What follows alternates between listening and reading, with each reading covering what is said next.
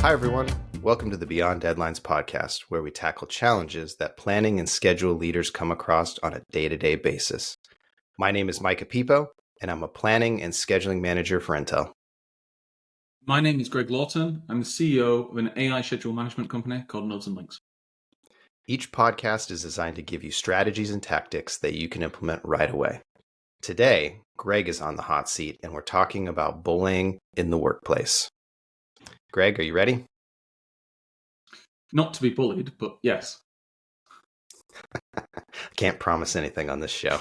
We're out of the workplace here. There's no rules. All right. So you are a scheduler working on a large construction program. When you first started, you had a very good relationship with the senior project manager. Recently, due to the use of your AI in planning and scheduling, you've caught the eye of many VPs. Since then, your relationship with this senior project manager has deteriorated.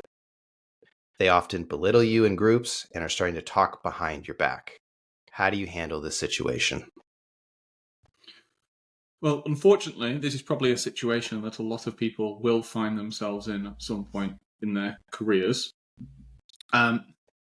Could you please give me more specifics? Because specifics are going to be very, very important here. Could you give me a sentence that they might have said to belittle me and a sentence that they might have said in talking behind my back? Yeah. Say in the last team meeting, they made a reference to Greg's silly little side projects. And then behind your back, they said that, Greg's just a young gun playing with techie toys and doesn't know how to run projects or know how to build anything. Got it. And in the meetings when they've said those comments, or the people they've said those comments to, are they members of the senior leadership team? The team meeting was the site team, so it was a fairly large meeting. Mm-hmm. And then behind the back, those were the senior project manager's peers. So I'd say either one level up from you or two levels up from you. Got it. And how did they react to those comments? So in the meeting, a lot of awkward laughing, like a little awkward chuckle. And then in the back comments, you have a person who he doesn't know you're friends with. And so they kind of laughed and chuckled. But the person, didn't stand up for you, but went and told you what the person had said. Got it. Go on. I was just going to say, and I said, this is just, one of many, many examples. So at this point, you have a fear. Oh, sorry, go ahead.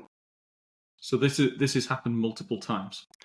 Yeah, this has happened multiple times, and you have a fear that this is going to hold back your career your career trajectory. Got it. And we'd have to do a proper analysis of what exactly has been said and in what context, but is it fair to say that, just to keep it simple for the podcast, the senior project manager is either fearful or jealous because someone, in this case, younger or more junior, is outshining them to the people who can determine their promotion paths? Yep. And, we don't want to say a bunch of horrible things on the podcast, but let's just say the things they've said are not great, and they're past the line of work appropriate. Got it. Okay. Well, before I dive in, we have to be, when you're dealing with HR issues like this, you have to be very, very careful with what you say and to be very precise with your language. And it's also useful to implement some frameworks in order to frame situations and be able to make decisions. So we'll need those to understand the answers I'm going to give. So the first one is really definitions of what bullying and harassment is in my mind. So bullying is the belittling of the efforts of others. Harassment is bullying across time. So if it's a single instance, you have been bullied. If it's multiple instances, I'd look at this as harassment. Now, this is different to discrimination, because discrimination is the belittling or the identification and pulling you out and isolating you because of elements that are not of your choice. So it's identifying you by group and pulling out, for example, of opportunities to do that. So that is about things you can't control. Bullying and harassment is about ideas and concepts and things you ultimately can control. So those are the two different things. Now, discrimination is criminal.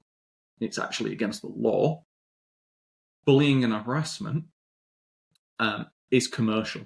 It's against employment terms and conditions and code and conduct of many different companies. So we have to just be very, very careful there. The second element here is also a framework of management of this situation. So on one axis, you've got formality. So you've got informal to formal. And on the other axes, you've got personal to leadership. So for example, I could have an informal conversation with a senior leader in the business to voice my concerns. I could have an informal conversation with the person themselves, or I could have a formal conversation with the person themselves, or I could have a formal conversation with senior leadership and make a complaint. So it's the level of severity. Now, obviously, dependent on where we are in the recurrence and impact of bullying, plus the culture of the organization, depends on where we go. The reason I was asking is how did people react to that? Because I wanted to know whether or not there is a systemic leadership problem in managing bullying, or if it was an isolated example of managing bullying. If senior leaders hadn't spoken up and said, you can't be saying those things almost immediately, then I'd say there's a systematic problem within that organization, because senior leaders should be held to a higher standard of account. So, for example, a more junior person, it is inappropriate for them to bully. A senior leader, it is inappropriate for them to allow behavior that goes towards the progression of bullying. And bullying and harassment doesn't go from 0 to 100. People start making little jokes and get away with it. And then people start making more pokey comments and get away with it. And it progresses like this. It's the same as in school grounds. People realize, because others haven't told them not to, that certain behavior is acceptable or appropriate, and therefore they push the bounds. Yeah, it's the favorite.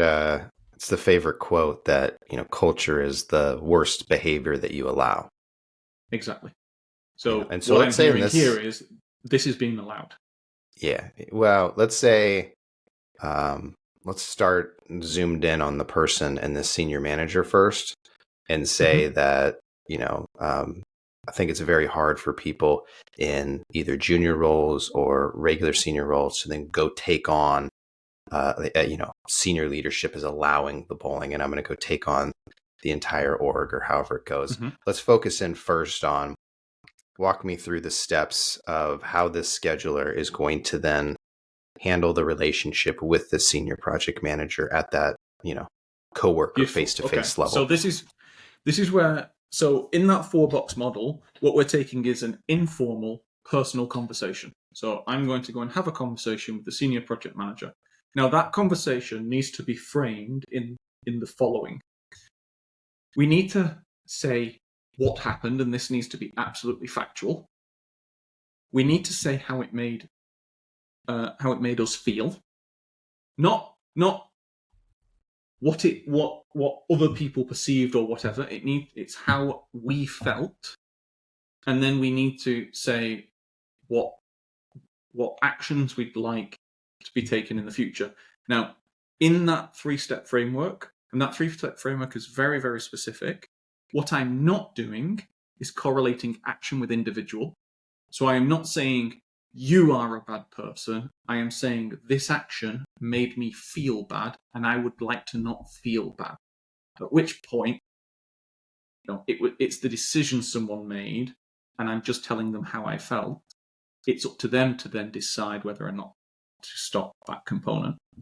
And the second thing is, like you said, I'm not making this a a much bigger deal right now because I'm taking that person. So I'd go to them and say, so I've been made aware of a couple of things. Well, actually, hold on. Let me even take it a step further to really help people out here. Would you set up an off one-on-one? Would you use a regular recurring one-on-one space? Like, would you take them out to coffee? Walk me through, because sometimes people even struggle with, how do I set up this meeting, which they're going to have a lot of energy and emotion towards. I've been in these places where it's, oh my, here comes this big meeting. Is there any sort of thing you'd recommend on just the setup of it? It really depends on the personal nature of this. What I've seen is that for individuals who are more emotionally comfortable with conflict, which means that they have low emotional reactions, so are able to make rational decisions in conflict scenarios. It's more of a kind of just walk over to their desk and say, Micah, something's come up and I really need to have a private word with you. Can I get 5 minutes of your time? And then you step aside and you have the conversation. If you're an individual that is not, if you're an individual that does suffer from nervousness or worry or gets very emotional in conflict scenarios, which, by the way, research suggests is a genetic thing, not a trained thing. You can train yourself out of it, but it is very much a genetic thing. Then what people do is to take a friend with them who doesn't say anything, just sits there and says, you can say, this is very difficult. I'd still do the same thing. I need to speak to you. And then you say, I'm going to say things that are very difficult for me to say. Micah's here to support me in doing that. Nothing of what I said is going to be mentioned out, but I really need you to take this seriously. And then if there's a moment, obviously, where the emotion's coming over you, your friend can step in and say, it's okay, take a minute, just take a breath. And obviously, aside to that is those kind of situations they need to be prepared for. So you need to basically have written out the examples of what you're going to say. Yeah, that's beautiful. That'd be super helpful for people out there for dealing with these sorts of situations. All right, let's carry on. Walk me through you're working on the access and you've gone and spoke to the person. I don't think we dove enough into the finer points, the nuanced points of how you would say things to this person to get them to understand I'll give you their an words and actions now. And how they impact you. Yeah, perfect. So if you're the individual, you're the senior project manager that's been saying these things, I'll say, Micah, I've heard some worrying things that have made me feel quite insecure and like I'm not appreciated at work, and I just wanted to voice them. There's going to be no accusing, and I'd just like it to end with this conversation. I need your help to understand the situation, if that's okay. Yes, I'm blind. So I've heard of 3 events. The first event is in this team meeting where these exact words were said. I'm not passing judgment. I don't know the context you're under. I don't know the pressures you're under. I don't know what's about. But when you said these words, and people laughed, I felt like this. Now, I may be perceiving the situation incorrectly, but it wasn't enjoyable for me to feel like that at work, and I don't want to feel like that. Could you please help me understand the situation so that I can perceive it in a way where I don't feel like that when you say those things again? Yeah. Now, in that situation, they'll probably accept going, because I've given them a way out where I've missed context or something like that. And then, they could say, in all honesty, I was having a very bad day and I shouldn't really have said those things.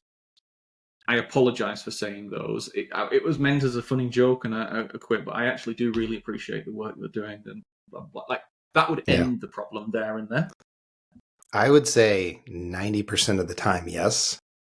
But I would say 10% of the time when you're dealing with what I would call a true bully, they can actually use that as this is how I can further manipulate you, because you've given them that way out, but that way out is actually to downplay their actions and be like, oh, we just have fun. We make jokes at work. So you're just going to have to kind of, they'll say it in a better way. Unacceptable. Yeah, They'll say it in a better way. You're actually correct. And this is in the United Kingdom now. The behaviour that you just described is actually illegal. That is now criminal behaviour because it comes under the I forget the exact law, but it's controlling and manipulative behaviour, which has actually been brought into law, I believe, this year. You're not allowed to do that in personal relationships. So, for example, if you're in a relationship at home, that's the equivalent of gaslighting someone's emotions and making them feel so bad that they feel trapped in a relationship. So, you're bordering on criminality there if you do it. And I would recommend anyone listening to this to not play down people's concerns. You have to address them directly. But what I would say is, if it is a true bully and they're trying to downplay the concerns and they're not empathetic and they don't kind of look, then I wouldn't react in the moment. I'd just take a breath and just say, okay, I understand your position. Thank you very much for your time. This has been a very productive conversation. And then leave and escalate. Immediately escalate. I'd go and have an informal conversation with a senior vice president or a leader and just say, I've had this conversation and I am not satisfied with how it went. Yeah, and this is actually a good transition point too. We've dealt with the tactical. Let's say this does happen and the individual downplays it, or they act very apologetically and the behavior continues. Mm-hmm. And now we're trying to transition into, let's go chat with senior leadership. One thing I'd bring up is, I don't know how prevalent it is in the UK, but we have HR, or quite a few HR in America.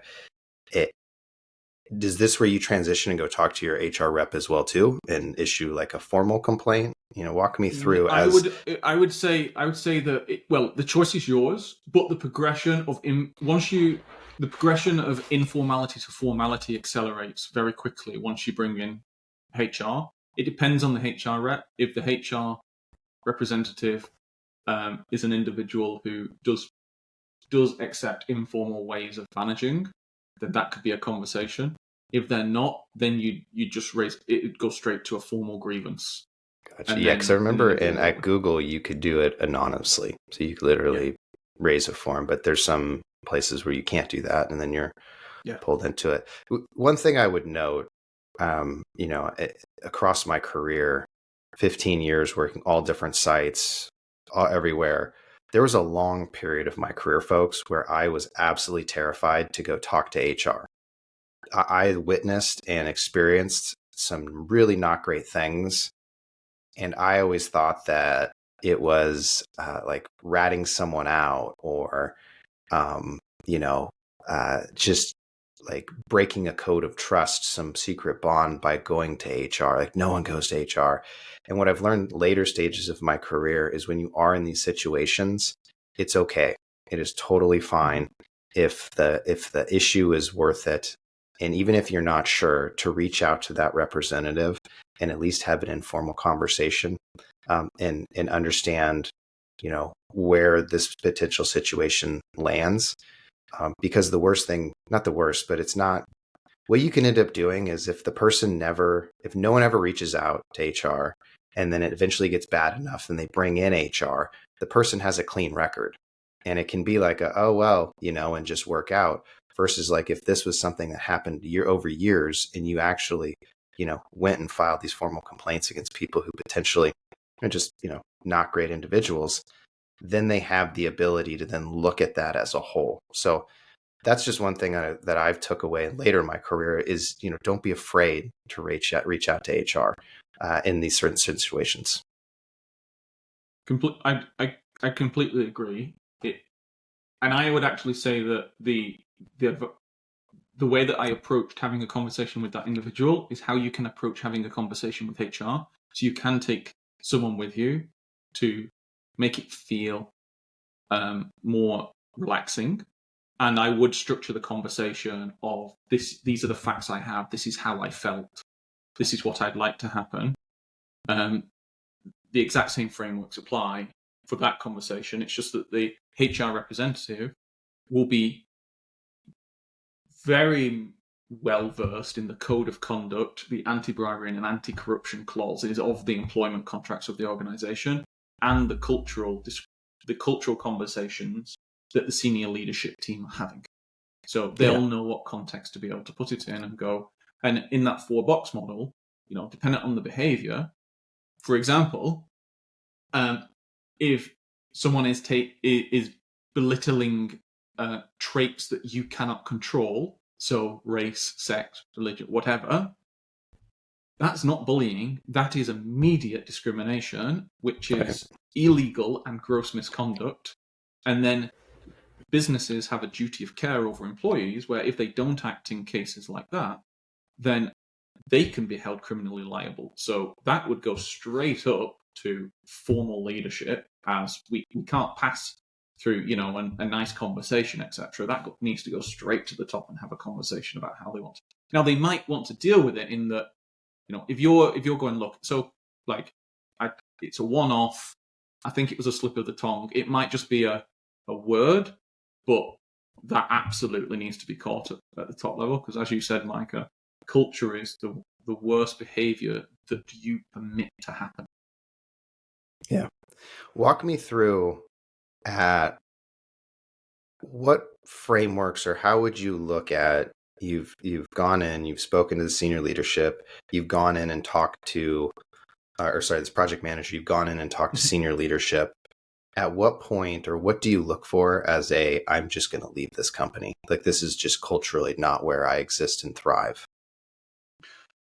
I think that's a very, very personal choice. And there's the framework here is very simply a weighing of cost benefit. Now, the benefit obviously is the remuneration and the lifestyle that the work gives you, and to be honest, the enjoyment you get out of the work in that organization itself.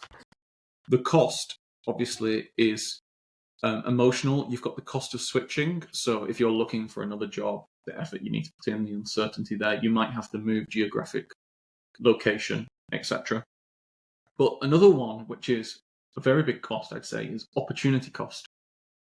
The ability to perform at your best, perform in flow, learn and progress in your career is directly proportional to the learning opportunities that you have and the people that you're surrounded with and the culture they create. So if you believe, your career is going to end up at $200,000, $300,000, $400,000 a year wages, what is it going to cost you in opportunity costs to be around those toxic people for a prolonged period of time, given that even if you are not a toxic individual yourself, toxic behaviors have a cost to them. So that you will change how you feel in different situations, even if you feel like not speaking up, when you know that in a positive environment you really should. And for me, this really comes down to values. And it's how much credence do you place on the value of fairness and inclusivity, and, to be honest, competition and progression and these kind of things. You can have positive competition. You can have negative competition. We're talking here about negative competition. But that's how I do it. And I just sit down with a piece of paper and obviously my wife or whoever you can do, and talk over the pros and cons of this kind of thing. But I'm now, Greg, personally, I'm in a fortunate situation where I've been through companies with fantastic managers, and I've had friends who go through situations like this at other companies and family members. And now I'm in charge of leading a company where even the slightest thing gives me shivers, in that you can't let this behavior progress. So I would be incredibly fast to act personally. Like, it would be in the meeting. I would stop the meeting, stand up and say, I know you didn't mean it like this, but I think that was an inappropriate comment, and I'd like everyone around this table to acknowledge if I'm telling the truth here. But I'm an exception. I think that what I've seen from other individuals, you're probably at the risk of acting too slow rather than too fast. So I'd probably say act a bit faster than you feel like you should do. Yeah, I would completely agree. some of these things are best nipped in the bud quickly, and finding that confidence within yourself to go act is going to be probably help the situation out far more than letting it fester. Because when you let it fester, you're only really letting it fester inside yourself. That person who made the comment and people in the room, they're not really even thinking about it, but you've just probably sat there for 2.5, 3 weeks and thought about, internalizing it. Mm-hmm. And then the only other thing I'd add before we jump off and give you your last comment is, there are so many great planning, so many great planning and scheduling jobs right now that I would just, if I'm in a bad situation and I have no faith in leadership and senior leadership, dude, I'm out the door. I don't have time. There's no amount of money that I'm going to show up to a toxic workplace for. And I think a lot of people get wrapped up in job security and wages and other things that they haven't even gone out and tested the market to see whether they can get out of that situation and land on their feet. And so that is a low cost, very easy thing to go do, is just go test the market and find out if you're in a bad situation, maybe you can just leave and go find a better one. Greg, outside of that weird frog in my throat, because it is cold season at this point in time, any final thoughts that you have before we wrap up this episode? Yeah, I think here, just to make people feel good and better about this situation, what I'd say is it is absolutely fine for you to feel however you feel.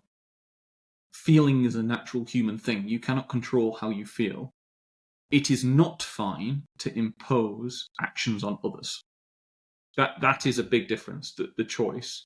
And I would have an absolute zero tolerance policy for any kind of bullying and harassment. And the way I think about it is, imagine if your child was here. Imagine if that person was talking to your child, or your parent or whatever, how would you feel about that situation? Because people have the ability to act more courageously for others than they do for themselves. So that's how I'd encourage you to gauge a situation. And then just, if you find yourself in the situation, re-listen to this podcast, write down the 4-box framework, write down the conversation framework, and then just go and start having those conversations. It is never worth being in a toxic relationship, whether or not it's in the workplace or outside of the workplace. And to be honest, we don't have to tolerate that. So what I'd say is, it is fine to feel however you feel, and feel confident that your actions are for the greater good. Wonderful. Amazing place to leave it. Well, folks, that's all for this week. We hope you have an amazing week. And if you are a listener on Spotify or YouTube or Amazon, wherever you're listening, please hit the subscribe button and share this podcast. It allows us to keep doing what we do. Beyond Deadlines also offers a load of free content. So go check out our newsletter. There's a link in the show notes. You get a free email every single week with scheduling and planning jobs, tips and tricks and tactics, and a whole load of other stuff. Thanks, everyone. See you next time.